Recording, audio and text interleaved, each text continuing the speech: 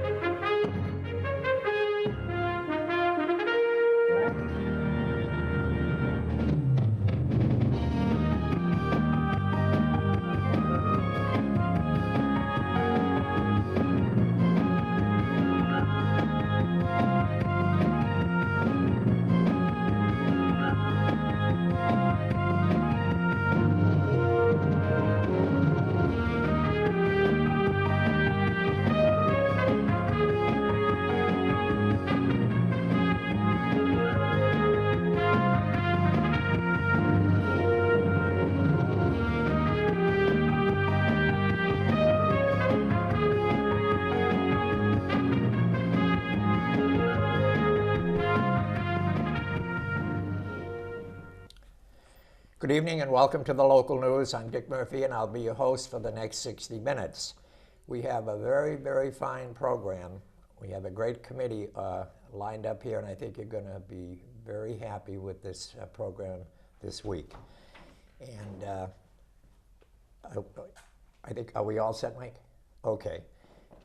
It's going to be all about the problem of drugs.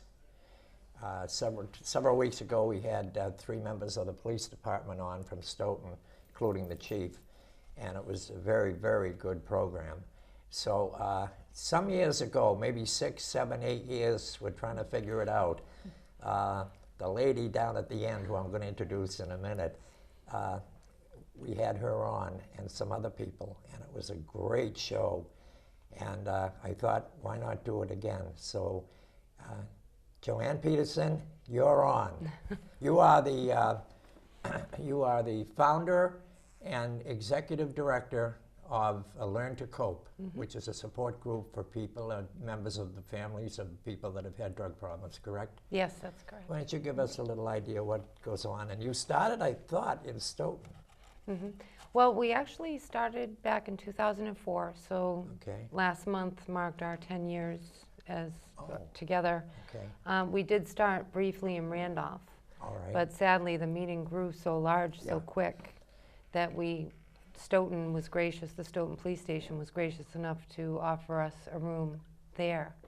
And we were in Stoughton for a couple of years, and then again, we grew out of the room. We needed more space because so many families were showing up that needed help, and that was back in 2004. And I believe we were in Stoughton for about 2 years, maybe 2.5 years. That sounds right. That's when I had you on the show, I'm pretty sure. And then we had to move on to Good Samaritan Hospital because they had a very large... Where? Good Samaritan. Good Samaritan, yeah. And they had a very large room there to accommodate us. But then since then we've had to move again to the Recovery High School in Brockton. But yes, we started 10 years ago, and you know, when it started, I didn't know I was starting anything, really. I was a mom of a son that had tried OxyContin and had moved on to heroin. And the good news is today he is in long-term recovery. Boy, and that's great. living a great life out on his own, married with 2 children. Oh, wow. There you go. Yeah, he's a lot older now than he was back then. I'll bet. But when it started, I was one of those people that I needed education and support and resources and hope. Yeah. So I just started reaching out. I had heard about a forum that back then it was Norfolk County DA Bill Keating? Bill Keating, thank you, who's now a congressman. Now a congressman, right. And he had been warning the public back in 2004 about this drug, OxyContin, that no one knew what it was, and including myself, until it was too late. And so I had gone to that forum, and I ended up speaking at the time, just raising my hand and talking about it because I was really going through a bad time. Oh, yeah. And a reporter came up to me and asked if he could repeat what I said, and I said, as long as you put my email address in, because I want to hear from other parents, I need help. And I had been banging around for about 2 years trying to learn how to put someone in treatment. Yeah. What is treatment? What does it look like? Yeah. And, you know, after that first detox, with opiate addiction, it doesn't get better after one detox. You had one son that had the problem? Right. Right. And, you know, so I heard from a couple hundred parents within a few days after the article went out from all around the South Shore. Right. You know, all with the same story, their Oh, athlete sure. sons and their athlete daughters, their honor student daughters and honor student sons. I heard from grandparents, aunts, uncles. I heard from parents whose kids had passed away from overdoses. And we just started meeting, and, you know, I had called Randolph High School because I grew up in that town. I used to sub over there all during the 80s. Really? Oh, yeah. I was a mean one, too. Well, my Oh, no, they'd come in, not Mr. Murphy. My Shut up. grandfather was the chief in Randolph for many years. Who did? My grandfather was the chief of police in Randolph for many years. What was his name? Patrick McDonald. I know the name, yeah. Yeah. And so we had a lot of law enforcement in our family. And actually, my son, his dream was to be a state police officer. And when he graduated high school, I had no reason to believe that he wasn't going to do that. Right. And then he had gone to a party Yeah, right after graduation where a parent was offering alcohol yeah. to underage kids and also crushed up OxyContin on a mirror. That's where he got That caught, was his huh? first Yeah. experience with it. And Wow. from then on, you know, we went through years. Oh, I'll bet. And, but anyway, so we started in Randolph, we went to Stoughton, and now today, 10 years later, we have 12 chapters around the state of Massachusetts. Congratulations. Stoughton was #1, huh? Stoughton, and well, Stoughton/Randolph was number Right. one. Wow. And, yeah. Congratulations. Boy, that's great. And then our website has over 5,000 families. Really? And we have a private online discussion board, and it's incredible because people can get resources there. They can talk to other people there, and it's not public on Facebook, it's private. Okay. And, Good. you know, if something's happened, they have someone to talk to. They can get phone numbers for treatment places. Sure. They can ask each other questions. And then in December of 2007, we started asking for Narcan, which you'll hear a lot about tonight, which Yeah. reverses an opiate overdose. Yeah. And there was such a need for Narcan because the families, a lot of them were finding their kids, you know, in an overdose or Right. deceased at home. And Oh, boy. finally, by 2011, the Department of Public Health made Learn to Cope one of the Narcan pilots because we had Great. so many parents. Sure. So today we have 103 facilitators that run all the meetings. Really? And 65 of those facilitators are trained and certified to give Narcan to parents when they come to the meetings. And as of today, since December of 2011, 25 parents have saved their own kids' lives. Is that right? So, you know, we do a lot of, it's tough, you know. Yeah, it sure is, but a lot of good work you're doing. Thank you. Boy, I guess these people will attest to it. One memory I have, I think you kept on me after I had you on to go to a support group, and across from Westgate was there. That's where I ended up going, right? Right, The to little the side BMC street. building. Yeah. Right, the Brockton Area Multi-Service. And I sat in there and I was astounded. This was a support group for all the family members Right. and everything else. And I remember I was sitting along the side, you know, it was like in a gym or a big hall or something. Right. And this woman started to talk, and then she broke down, and someone right next to me started to break up crying, and all the people came over, Right. especially the women, and they were consoling her and patting her on the back, Right. and I thought, wow, I almost cried. Yeah. I'm serious, I'm sitting right there, and this woman was just broken up, and oh man, I'll never forget it. Well, you know, that's the thing that people don't see. We see that and we Yeah. live that when Yeah. we're going through this, but Yeah. this is a massive epidemic. It has been for many years. It was an epidemic 10 years ago, and we were all just learning about what was happening to our kids. Absolutely. Because they were brought up in loving families. They were athletes. They were honor students. You know, so it was a real blind side. It wasn't that they were out breaking windows and, you know, I mean, obviously there are kids that get in trouble all through their lives, and these are parents that have taught their kids about drugs, that had dinner with their kids on the weekends, that spent time at football fields and soccer fields and dance class, and we're all coming together to try to learn how to motivate them to treatment, and that's not an easy thing to do. We're not enabling them, and you know, we're the one thing that is so powerful about these groups is when you're going through this and you're looking at someone and you're telling them how you feel or something's happening, they're looking back at you and they're nodding their head because they've been there. Sure.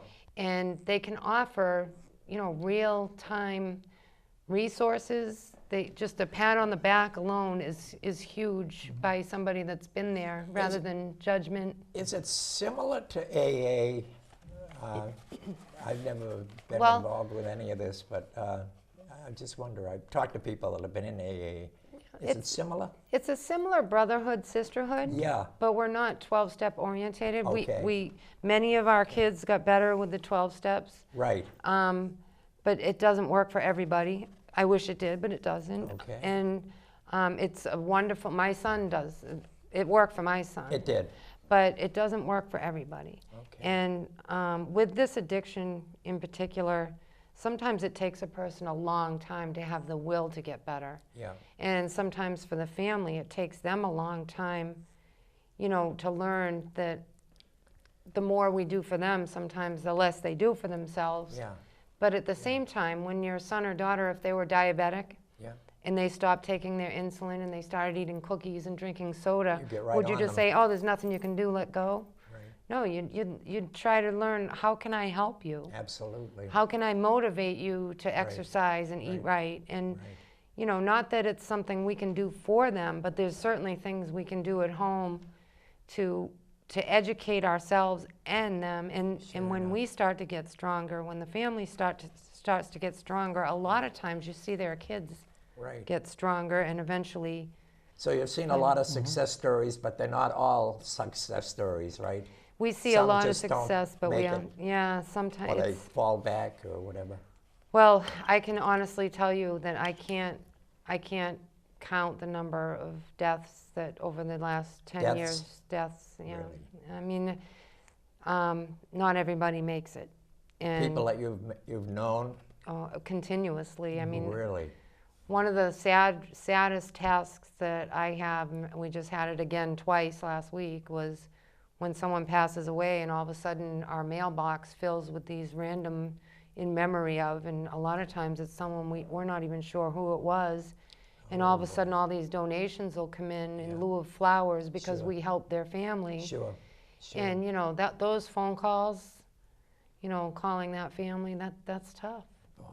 And, you know, we get to know each other, and we get to know each other's kids a lot of times, and then they pass on, and it's really not You easy. are to be commended. Oh, thank you. You've done a great job. I'm very impressed. I've used your name a lot of times. I know this woman that started it, you know.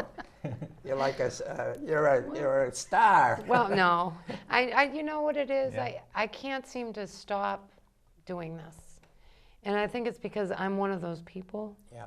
And, you know, I can honestly say that I grew up with addiction in my life. I lost a brother a couple of years ago who suffered from not heroin, but alcohol and cocaine. And, you know, my mother, when I was a child, I'd run around with my mother trying to help him. And she didn't really have any, you know, back in those days, no one talked about it. No. It was the big secret that everyone knew about. Yeah.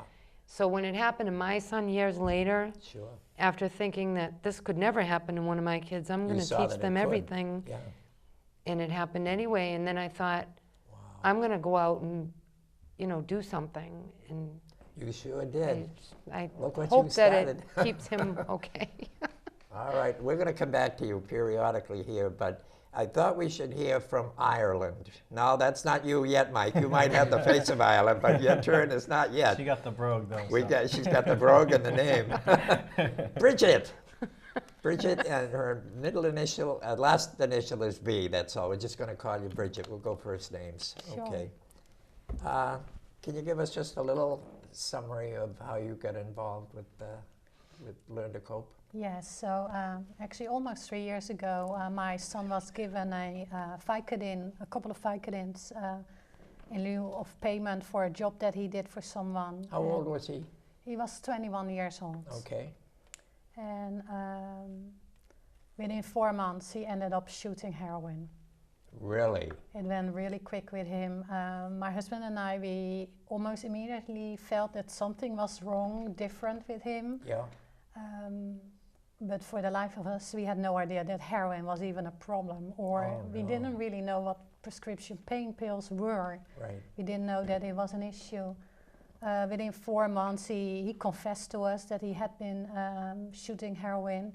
He was willing to go to treatment, but he wanted to finish up a project at work, which would last him till the end of September. Yeah. We were still very naive about what it all entailed to be addicted to heroin, to opiates. Sure. And we sort of reluctantly let him do that. And after that month of September, we started the process of having him apply to different programs. And he went to a hospital in Boston. And that process took several weeks. In the meantime, he had a relapse. He got arrested. This was a hospital you went to, did you say? Yeah, just to sign up for the program. I So see. we had initial, Sure. talks with the psychiatrist, psychologist, and Yeah. they have to take blood work, and you have to stay clean for, I think, at least 2 weeks. Yeah. Yeah. And they measure that. So it gets drawn out. And he was supposed to go into that treatment on a Monday. That Friday evening, he went out and got his last batch of heroin. Oh, boy. And in the middle of the night, my husband heard a loud bang. Yeah. And thank God my husband is a light sleeper. He went over to his room, and what had happened, our son was sitting in his bed with his laptop on his lap, and he had used the heroin and apparently overdosed, and he fell over with his head on the nightstand, and the laptop fell from the bed and caused the sound, which woke my husband up.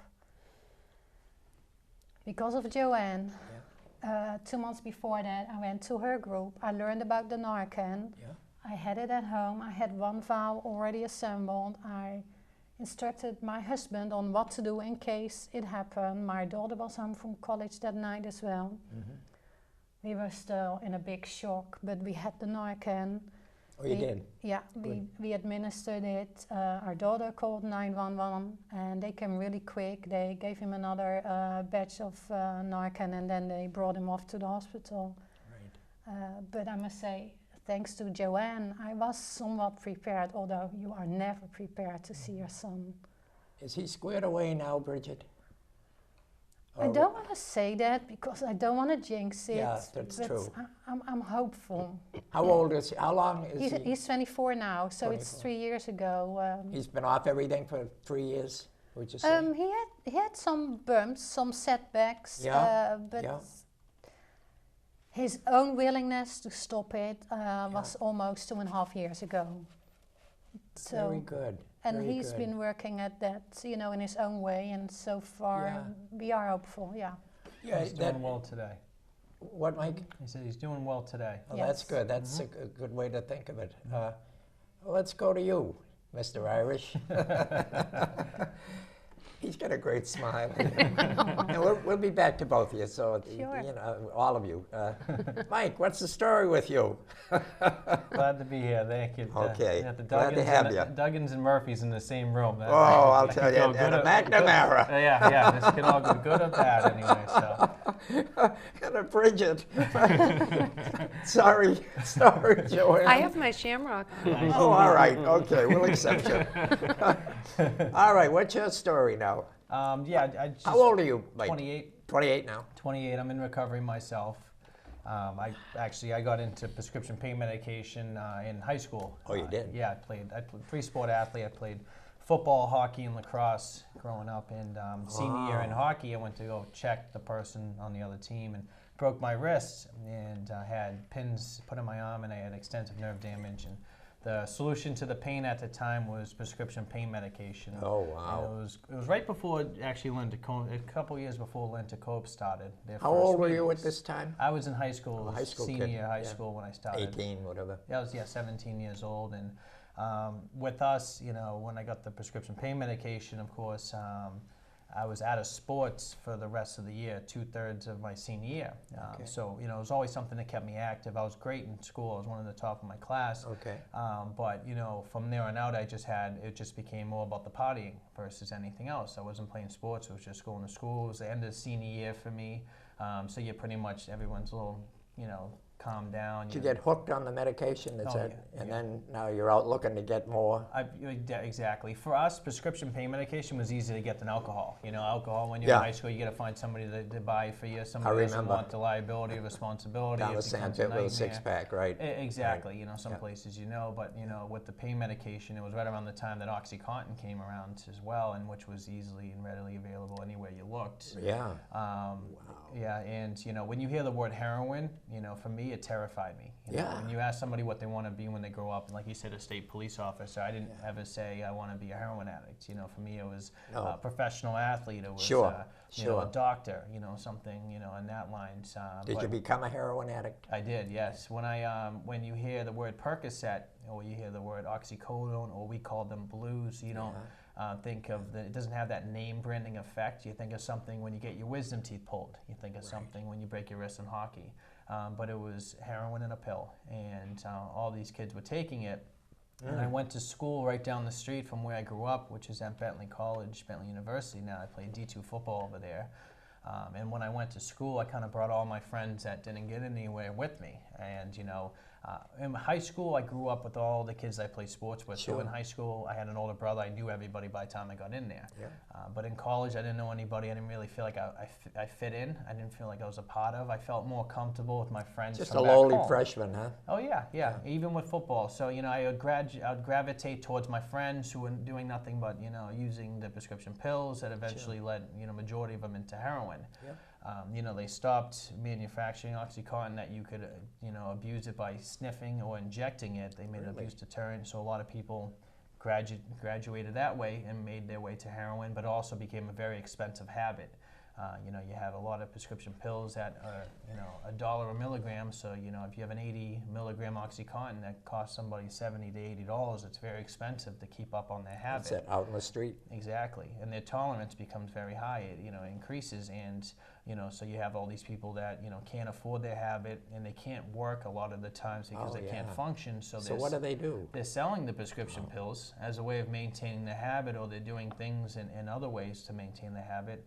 So then they transition into heroin, and then they start selling heroin as well. Were you still a student at this point at the college? I was at the point where I was, I wanted to finish school, I wanted a career, I wanted to do things in life, but I couldn't get out of my own way. Right. And I would register for classes, and then one semester I would drop one class, the next semester I would drop two classes. Your attendance was poor? It was poor, it was Couldn't definitely, keep up with it. Exactly, and it came to the point where I knew I had a problem, but I didn't know how to ask for help for anybody who could actually help me. So I kept trying to do things my way, and I remember calling to get help and, being put on a waiting list and, hearing, no, sorry, call back the next day, and calling for weeks trying to get into a detox sometimes where Right. nobody would take me. And my mother knew what was going on. I was going to say, your parents must have got involved They along could the way. clearly see what was going on more Yeah. than the school would, because I wasn't going to the school to begin with. So families are the ones that are affected the most, of course. My parents Sure. saw what was going on with me.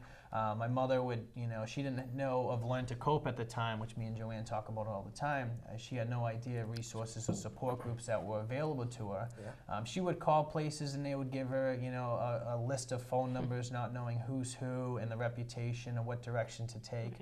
Most families, they don't look into addiction resources on their spare time. No. It's always in a crisis situation. Yeah. And trying to figure out what to do. And a lot of times when they call on behalf of their loved one to try to get information, most people won't speak to them. They say they need to speak to their son or daughter directly. You know, and you know, so she would try to. I remember she's a nurse at Mass General, so Your mother is? yes, you know, she's a nurse at Mass General. Me and her would sit down at the drawing board and try to figure out how to get me off drugs. Really? And you know, I would hate to see the plan fail, so I would keep up the lie that it worked and try to get myself well, so she would believe that whole Then time. go around I the was corner clean. and sneak it? Oh yeah, exactly. And I just couldn't stop using. Do you have anybody else in the family, any other kids in the family? At that time, none of my brothers. My father, alcoholism. I'm an Irish Catholic family, so Right. alcoholism is. But I mean, you had there were brothers and sisters, but not involved. Not involved. You're the only one. Only in the, one, in the yes. house. And my Your mother father said, had out of all of us, she never thought it would be me. No. You know, I was always top of my class. You know, sports, everything. You're the youngest kid? Second.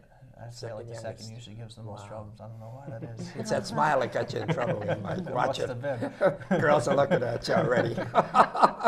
I'm jealous. No, go ahead. And I went, you know, finally when I tried a lot of things the unsuccessful ways and learned a lot of things that didn't work.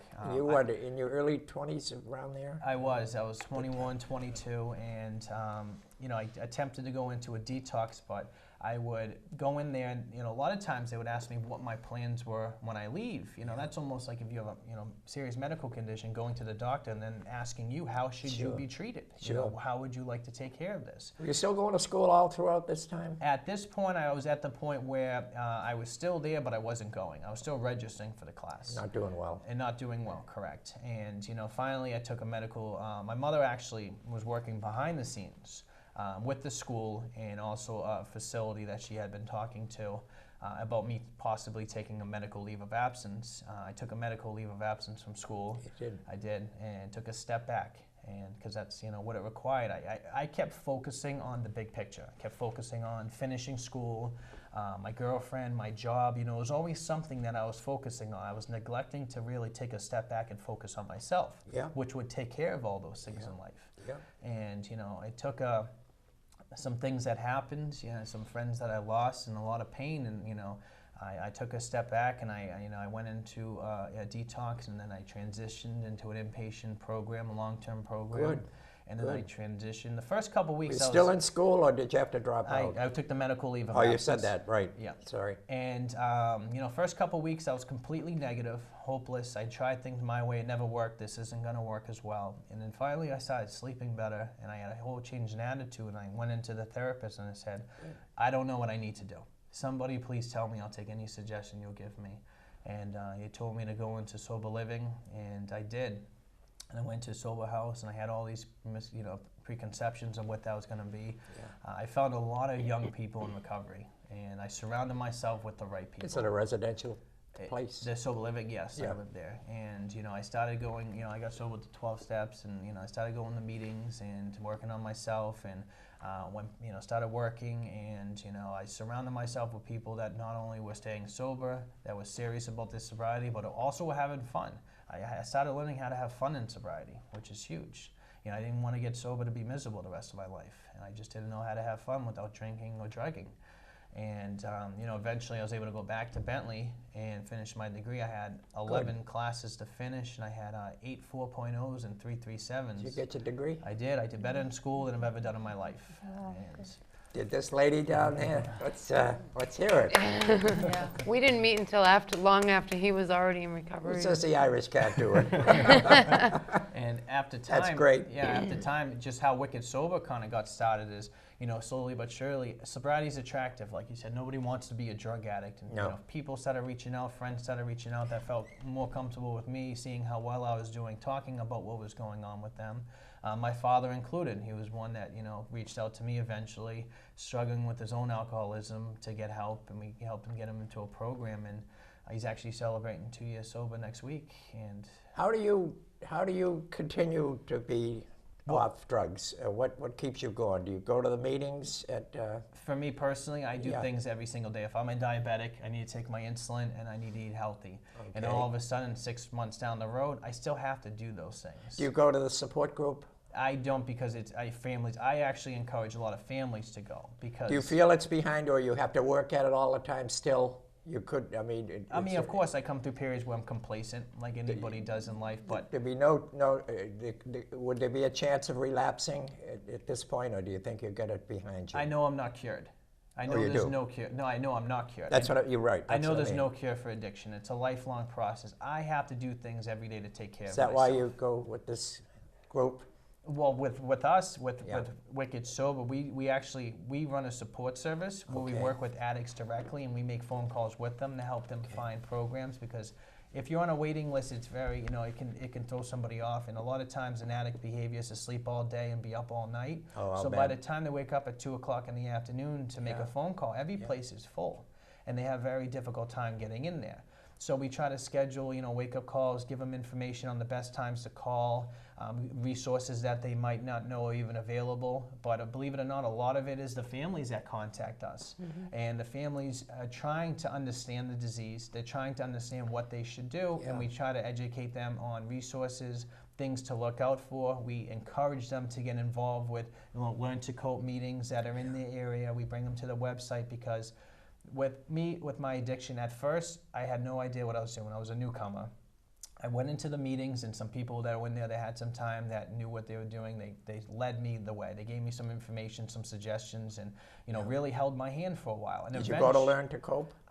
Because I'm an addict directly, I want to be able to. It's because it's geared to the family members. I see. We refer a lot of Oh, people I to see. Mike I see. when they need help for their kids, getting them into treatment, Okay. and he'll talk to their Yeah, it kids is for actually. family members, right? Exactly. Good point. Sorry. Exactly. And then with us in particular, when we're working with families, we do a lot behind the scenes, but we try to push them in the direction of getting involved, because when I was going to the meetings first, I was taking in as much information as I could.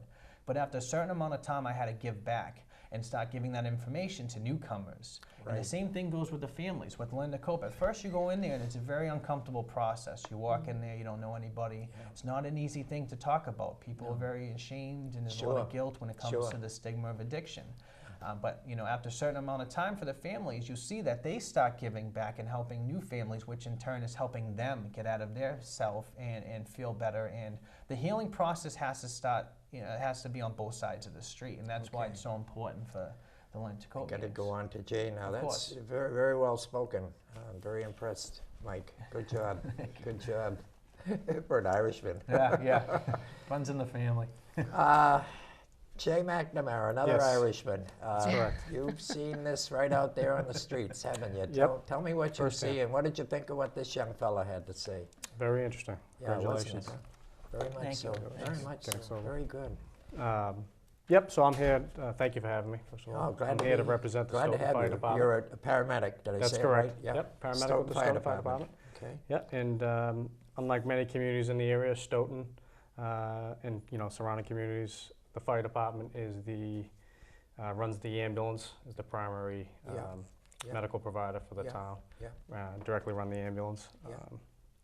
We are responsible for seeing some of these, taking care of some of these patients, these individuals' overdoses, medically, and we also follow, more recently I've been following some of the statistics and data with some local organizations within the town, specifically the police department. Stephanie Patton, who is the Okay. preventative coordinator for the town. She works with Oasis. And yeah, so we're doing a lot with, aside from just medically treating these individuals who happen to overdose, we're also training the data and trying to get some of that information out there. Have you had, on occasion, have you seen anyone pass away from drugs that We have. you were treating? In other words, you made a call to them, and you have seen We them have, that pass certainly away. happens in town, yep. You tried everything you could to keep them alive, and Yes, you have seen it. So We that have. must really hit home. it does happen right here in Stoughton, whether people realize it or not, Well, and in every community, quite I had honestly. the chief of police and a couple of, well, your sister, who's a Yes. sergeant, and Brian Holmes Correct. on recently, and they were talking about Narcan. We're going to show that little film very shortly. And boy, it really, it's out there, and you guys see it, huh? Right. It's Must be. Narcan specifically as our main treatment of choice to Right, reverse the a cops are narcotic carrying overdose. it They around are. now, right? Yeah, yep. And we, as EMTs and paramedics specifically, we've been carrying it for years and treating narcotic overdoses. You've for seen some it time work, with huh? I've seen it work firsthand. Yep. Boy, does it ever not work? It can if it's not If you get it too narcotic late. or, well, it only works on certain overdoses. So Okay. depending on what the individual is overdosed Right, on, is right. what determines whether it'll work or not. Yeah, I think I found out recently that there were 6 fatalities in Stoughton from drug overdoses last year. Yeah, I have some of the Is that statistics. right? Oh, go ahead. Yep, Yeah, yep. do that, Jay. So in 2013, we had, I have 5 fatalities 5 in fatalities. Stoughton. Yep. In other words, you guys got called to that scene and tried to render care and so forth. That's and correct. 5 of them passed away. Unfortunately, yes. Young people. I'm sure I don't have the ages in front of No, me, but Stephanie Patton, who actually trends the data with the ages and stuff, could probably tell you Certainly the nobody mean my age. age, I'll bet, huh? You'd be surprised, quite honestly. You just, Really? I mean, Really? On I drugs, hate to huh? say it's a young person issue because I've seen. That's my image, that it is, but it's not, huh? Wow. Yeah, Prescriptions just in from my doctors experience, for yeah. somebody going through, in an elderly age, we get a lot of calls too as well. Oh, there you go. Yeah, There I mean, you it can go. happen to anybody. Exactly. Okay. Well, So go yeah, ahead. so some of the other statistics for Stoughton in particular, Yeah. we administered Narcan just in 2013 36 times. We had 5 deaths that year. 2012 we administered it 29 times. That 2012 as well, we had 5 deaths that year. So currently in 2014, the data is trending. The statistics are better. Good. It's right now we've administered 10 times this year and we've only had 1 death. How long have you been using the Narcan? Jay?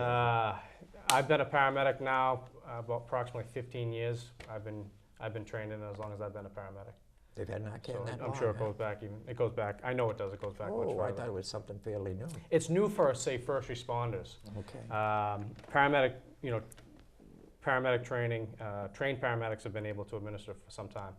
It's new for people like police officers, EMTs, Okay. and other firefighters who are just considered first responders as well. If someone has a problem, like say when he was having a problem, Sure. can parents buy Narcan? Can they get it in a store somewhere, or is it just emergency personnel that have it? Or Well, right now, know? I believe there are groups that are giving it out. They can probably speak more on that. I don't believe you can Okay. actually purchase it. I Not don't know if yet. you need to get a prescription from physicians, but Okay. certain groups like this, you can get it. I know that Stoughton had one Okay. some time back where Stephanie Patton was giving Okay. anybody who was interested in taking some home could take it home after sitting in on the presentation.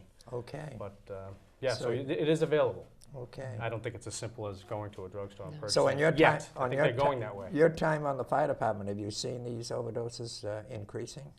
Being called to the It's scenes? stayed pretty steady, unfortunately. I'm hoping Yes. this year, if I'm looking at the data correctly, it's down. I mean, one bad month could change the numbers. Okay. One bad batch or something along those lines could change those numbers. Unfortunately, somebody in addiction, when they hear somebody else overdoses, they Right. think that must be good stuff. Let me go and try to get it. So that's Oh, why yeah. I see Yeah, it yeah. in numbers. Yeah. Somebody told me that. I won't go into it. We're down on time. I want to come back to you, but do you want to see that? Should I show that little 3 or 4 minute? Sure. Yeah, can we go to that little video if we could? And then we'll go right over to you. This is a good.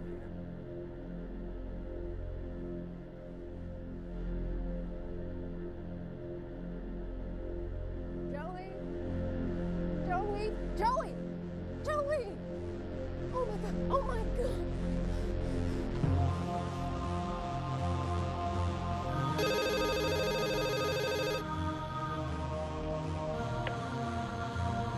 Is on recording, state your emergency. 421 Page Street. What's the emergency, ma'am? Is he conscious? Is he breathing, ma'am? No! Is he responding to it all? No! Okay. It is a single family home, right, ma'am? Yes, yes. Okay, we have help on the way. Control 897.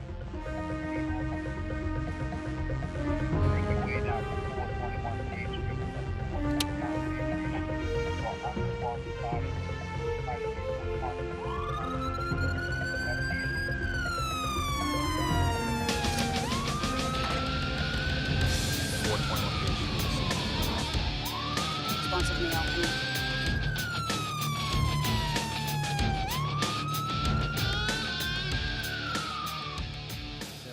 Step over here and come on talk over to here this for me. officer, okay? What's his name? His name's Joey. And how old is he? He's 20 Okay, years I need you to go up front, wait for the ambulance. Joey. Joey. That looks like an overdose. 897 Stoughton. Notify Stoughton Fire, we have an opiate overdose.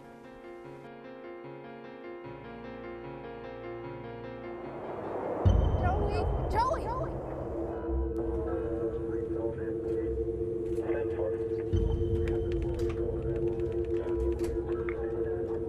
Joey! Joey! Joey!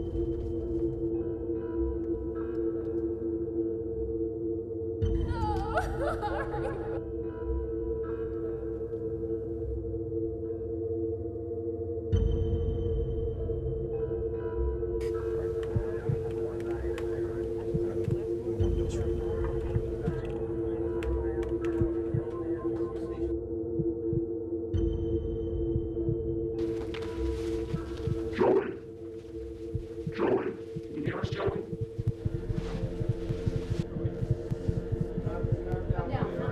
Get off! Sick, all right? The fire department's on the way. Try to calm down, relax. Calm down for us, okay? Clean it up and go to you. Relax, all right? Just roll over on this side, okay?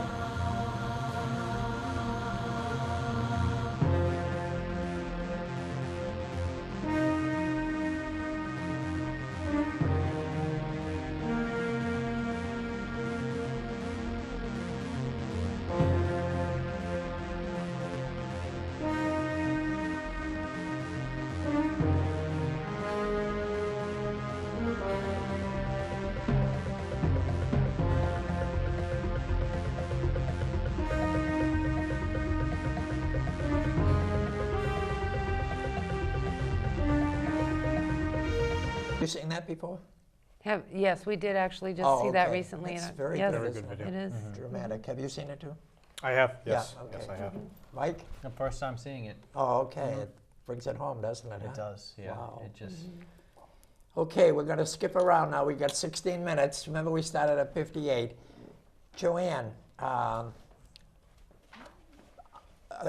have had nothing to do with drugs myself, so I don't know this. So it may sound weird, but I have the idea that all the people, young people that get on drugs start out with marijuana. Is that a misnomer? Is that not the way it is? Well, I've met many that didn't, that their very first drug was a pill. Oh, really? And from a prescription from an injury that, kids that didn't experiment, they'll, a lot of times at our meetings, we have speakers that come Yeah. and speak that are in 1 year or more recovery. And we've heard kids that have said they never even tried marijuana and that their first experience with drugs was a prescription. Oh, really? Huh? A lot of times adolescents do silly things, and the adolescent brain isn't fully developed No. until someone's 25. So, no. a lot of kids will try and experiment with marijuana and alcohol. The scary thing about this generation is when I was back in the 70s, that's all there was marijuana and Yeah. alcohol, and that's not a good thing either. No. But No. these pills weren't around. And No, they weren't. these pills are not an experiment. They become a way of life very quickly. Wow. So there are people that I know today, and I'm not condoning marijuana, and I'm not saying it's wonderful and that everyone should go smoke it or that it should be legalized, or I'm not even getting into that. Right. What I am saying is I know many people today that did experiment with things, and they're lawyers today, or they're doctors, or police officers, or Yeah. But you snort these opiate pills, Yeah. and they attach straight to your brain receptors, and within days, They you do. need them more and more and more and more Really? and more. You could So- be hooked that quick. huh? Right, there's no rite of passage, there's no, so young kids there are some young kids that will never experiment, but there's many that will. Right. The scary thing about this generation is the pills that are out there today, they're not an experiment. They turn into a way of life when you snort them Could be or, a death or smoke certificate, them. huh? And Yeah. there's It could more common. absolutely become a way of life, and it's very tough to beat opiate addiction. Boy, I get it. You can get hooked that quick, huh? absolutely Really? quick. I mean, an Wow. 80 milligram OxyContin back when it was always, now it's the Perk 30s and it's the Vicodins, and now that we have this new Zohydro that the FDA just approved, even though 11 people on a panel of 13 said not to approve it. 2 people said to approve it. It's been approved. So Right. we don't understand how that happened, but that's another new drug that people should be very cautious about. And it's, they say that, you know, it's going to be the next experiment out there, and it's Really? going to be very dangerous. And Oh. the governor of Massachusetts tried to ban it, and that was overturned by a federal judge. And the reason he tried to ban it is because we are already in a public health crisis here. What did he try and ban? Zohydro. And there's a place for pain medicine. We all know that. My mom suffers from cancer. She Yeah. needs pain medicine from time to time. Yeah? But we don't need this carte blanche of opiates. There's already No. the the oxycodone 30 milligram pills. They call them Perk 30s. Those are big out there. Yeah. The blues, that's a Perk 30. It's not even a Percocet. There's no such thing as a 30 milligram Percocet. It's people are actually taking are oxycodone with no time release that goes, they snort that, and you know, it's going to be, they'll turn into a heroin addict before they know it, because their body becomes so heavily addicted to it that they So need it used to to it, feel it normal. craves it, huh? It's Physically and mentally. Yeah, right, I would think. Something you said, Mike, and I saw it a couple of years ago. I used to go down, I still do a little bit down at the track in Rainham, play Keno and stuff like that, you know, and checkers, and of course just have a ginger ale, so, you know. No, and there was a former NHL All-Star, retired now, and he was sitting by himself. I had never seen it before, and he was going crazy. He was going like this. He was, you know, scratching himself, and he was I'm not going to use the name, but he was a big-time star, and he lives in the area, and the guy, I guess the cops finally come over and gave him a ride home, and he was like going out of his mind. All on, and he got started. He had a lot of injuries as a hockey player. That's the point I was trying to make. And he got used to this, as you all pointed out. And to see it, the guy that looked like he wanted to jump through the ceiling, you know, and scratching himself, and you've probably seen all this stuff. That's one of the signs that we teach people to look for, is the itching and the sweating and Right. pacing around and being, Oh, and they're yeah. sick all the time, and it can look like flu symptoms. You think someone has the flu, or Right. that was one of the reasons that, you know, I thought my son had some sort of Sure. stomach issues because he Sure. was sick all the time. Oh, yeah. There was no alcohol smell. I wasn't smelling pot. No. He wasn't a pot smoker. No, no. And, you know, I thought maybe he had a problem. I was bringing him to the pediatrician because Sure. of his stomach aches Sure. and flu symptoms. And meanwhile, it was a withdrawal, and I didn't even know it. Yeah, and most opiate addicts, they don't do anything else besides that. But I wouldn't drink at all when I was using opiates. Oh, 'cause I really? didn't want to lose the Strictly- high or spend money elsewhere. Oh, So I it's see. hard. I was never going out partying all the time. It was just, so my parents, they didn't see me drinking all the time to think there was a problem or see signs besides flu-like symptoms. But you have a flu-like symptom that has a mental obsession that there's an instant cure for it. Sure. You're thinking about that all day, every day. And, Oh, I'll bet. and you have OxyContin. They had, you know, you could Looking abuse forward it. to your next one, huh?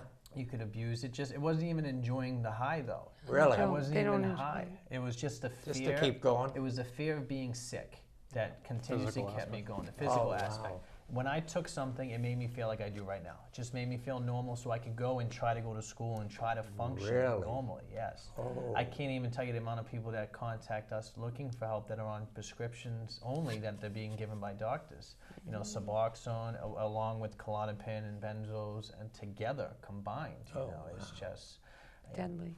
Brigitte, Exactly.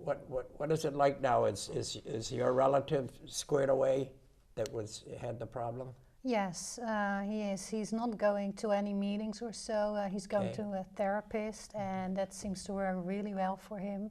Okay. He also tries to hang out with only sober people. He does, huh? Yeah, so that helps. But in general, he says he wants to hang out with normal people, people that don't have any problem with Right. addiction or things like that. But he's staying off it now. He's okay. He's okay, yes. still living with you? No, he's not living with us. Oh, he's He's not. living on his own. He has a full-time job. He loves his work. He's getting all sorts of certification in that. So he beat it, huh? So far. Yeah. I I guess they hope don't so. like to use That's that. No, that's the hard part it's about so hard. addiction is Yeah. because like cancer, you know, Yeah. parents especially, we're really not much different than if we had a family member that was in remission from something, because you never know if, you never truly know if it's ever going to come back. And if they don't continue to work hard on themselves, it could. And that's the way we live, you know, one day at a time, just Once like they're they do. hooked, is it a lifetime battle to stay off it? It depends. I think some people say it is, and some people say it I isn't. see. But as a parent, I mean, you got the Individual rug thing? pulled out on you once. You Yeah. don't want to want that to happen again. So me personally, I'll always be a little bit suspicious of his movements and actions, and Yeah. sometimes I have to catch myself not doing that because it's just perfectly normal what he's doing, what any normal kid would be doing. But Sure. because he had this issue, Yeah. you get more suspicious. Joanne, how do you get across to these kids today that what's involved here? I mean, you know, Well, education, I do a lot of education in the schools to their parents, not to them. Yeah. I like to talk to the middle school parents and teach the parents about this is what an opiate is. okay. If your son or daughter is an athlete and they get hurt, Yeah. and you're at an emergency room, which emergency rooms, those doctors are extremely busy. They might have somebody, you Sure they know, are. gunshot in the next room. Yeah. They don't always have time to explain that, you know, they're writing the prescription because Right. somebody has a broken ankle or a broken collarbone, and, you know, they might need some pain medicine for a day or two. Right. But no one, I never knew what an opiate was years ago. No. I heard about heroin, but I had never taken the time to say, geez, a Vicodin is an opiate, an Oxycontin. You know, no one ever really teaches anyone that. So what I do is I like to talk to the parents, especially parents of athletes, because when you walk into one of our meetings and you've seen it, it looks like a PTA meeting. We're not what people think we No, look like. really? We're not sitting there with a bottle of Jack and, you know, no teeth and cigarettes hanging out of our mouths. Right. We're good parents, mothers, Yeah. fathers, Yeah. grandparents. I'm sure. You know, so I think the key to this is Trying to deal. education. What is an opiate? How does it work? Educate who? Educate on prescriptions, because we're in a day and age now that there's so much, there are so many pills out there. If you put the TV on during the day, that's all you see is commercials for, and if you need, ask your doctor if you might need this, and you're like, well, what is it for? Should I just Right. go ask my doctor if I need it? But how do you get around that? If the doctor prescribes an opiate, it must mean you need it, right? Not always. Not always. No. I Okay, think that's what I'm trying That's to the get at. scary part. I mean, That's the there's so danger. many people that, you know, are prescribed Could something, get something else that would do the job. and maybe they only need it for 5 days, but they go home with a prescription for 30 pills. Exactly. I see. Yeah. I had a bad cough last month, and they tried to give me 100 milligrams of codeine syrup. Yeah. You said no, thank you? Of course, yeah. And but we're I'm hearing saying that it's all the just- time. Yeah. The flu, they're going home with liquid opiates. We had another one that had strep throat, and he Yeah. called his mother because he said, should I be taking Vicodin for strep throat? His mother works in the medical community, and she said, absolutely not. Now, when I used to get strep throat, I'd get sent home, and, you know, I'd have an antibiotic, Yep. and I'd be told that I could gargle with salt water or a throat spray. Now they want to give them Vicodin, which is an opiate. We're down to a little under 5 minutes. What signs, I'll go all around here, and you too, Jay. What signs should parents look for among young people to see if they're starting down that road? What would you say to them? What are the signs? Weight loss. Stealing money in the house sometimes? That's a big one. Things missing in the home that Yeah. are valuable. Weight loss, itching, scratching, sweaty, starting to really alienate themselves, not around the kids that they used Schoolwork going down? to. Having no ambition anymore, sleeping all day, Really? up all night, Okay.